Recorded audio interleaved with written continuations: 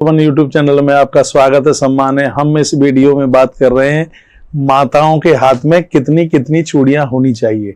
आप बहुत चूड़ियां पहनते हैं तो भी आपको शायद अभी तक ये ना पता हो कि माताओं के हाथ में कितनी चूड़ियां होनी चाहिए और कौन से रंग की चूड़ी होनी चाहिए। ये चर्चा मैं आपसे कर रहा हूं, आइए सुनिए। सबसे पहले तो मैं निवेदन करूंगा, आज की उस फैशन को देखिए जहां एक एक कड़ा डाल करके अपना काम चलाते हैं और ऐसी फैशन बनी है कि माताओं ने, बहनों ने चूड़ियों को दरकरार कर दिया है। एक बात मैं आपको निवेदन करूंगा, घर में यदि सोवड़ हुई है तो उसकी शुद्धि तब तक नहीं होती है जब तक माताएं अपने हाथ में चूड़ियां नहीं पहन लेती। बच्चों का जन्म होता है तो वहां से चूड़ियां आती हैं, तब उनको चूड़ियां पहना दी जाती हैं।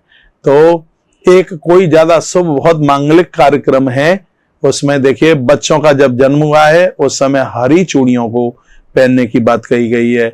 बच्चों का विवाह हुआ है, ऐसा कोई फंक्शन है, उसमें लाल चूड़ियों की बात कही गई है, पीली चूड़ियों की बात कही गई है।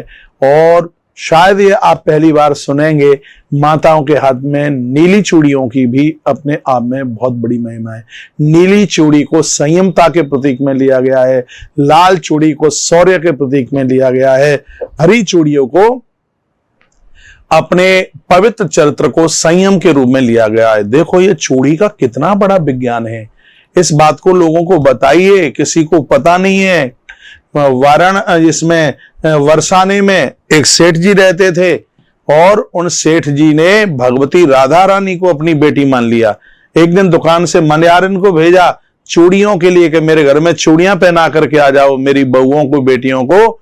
भगवती राधा रानी भी उनके बीच में चूड़ियां पहनने के लिए आ गई। चूड़ियों की महिमा देखिए, भगवान श्री कृष्ण ने भी मनिहारी का रूप बना लिया। श्याम चूड़ी बेचने आया, मनिहारी का रूप बनाया। आज भी इस ब्रज में चूड़ी की इतनी बड़ी महिमा है।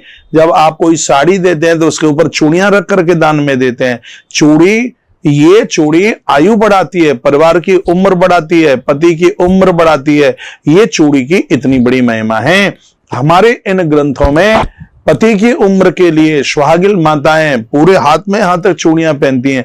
आप राजस्थान में देखिए, वहां पर हाथी दांत की चूड़ियां पहनने का विधान है, स्वर्ण की चूड़ियां पहनने का विधान है। तो अपनी भारतीय संस्कृति को अपने आप से बिल्कुल अलग मत कीजिए।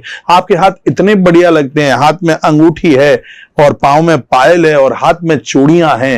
ये चूड़ियां वो ही ज्यादा ठीक है जो कांच की चूड़ियां हैं। फिरोजाबाद वाली चूड़ी की मैं आपसे बात कर रहा हूं, तो इस चूड़ी की बहुत बड़ी महिमा है।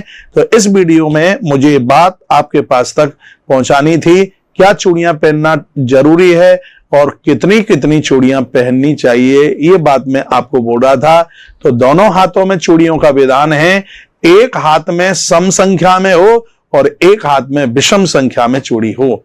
तो जो बायां हाथ है माताओं का, इसमें विषम संख्या में 3, 5, 7, 9, 11 और इस हाथ में, दाहिने हाथ में है चूड़ी 2, 4, 6, 8, 10 इस तरीके से।